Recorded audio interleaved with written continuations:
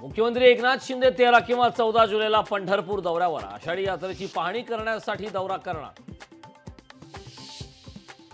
मंत्री मंगलप्रभात लोढार रंगले वारीच्या रंगात कौशल्य विकासाच्या जनजागृतीसाठी पायी वारीत सहभागी। राहुल गांधींचं हिंदू प्रकरणातील वक्तव्य कामकाजातून वगळलं। राहुल गांधींचं लोकसभा अध्यक्ष ओम बिर्लांना पत्र। भाषणातील काही भाग वगळण्यानं राहुल गांधींचं पत्र।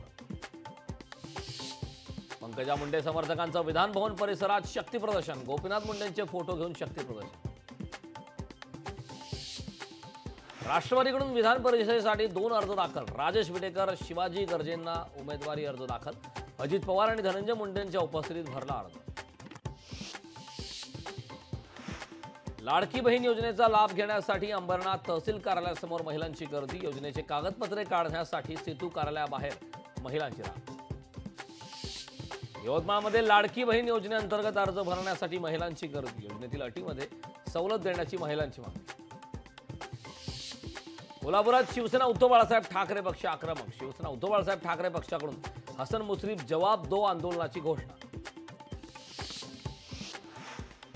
मुंबईत शिवसेना उद्धव बाळासाहेब ठाकरे पक्षातर्फे आक्रोश आंदोलन। झोपडपट्टी धारकांसाठी 300 युनिट वीज बिल माफीची मागणी।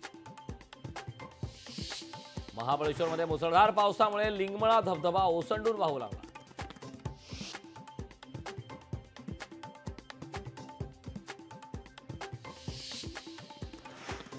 सांगलीतील चांदोली धरण परिसरात अतिवृष्टी। 24 तासांमध्ये 90 मिलीमीटर पावसाची नोंद।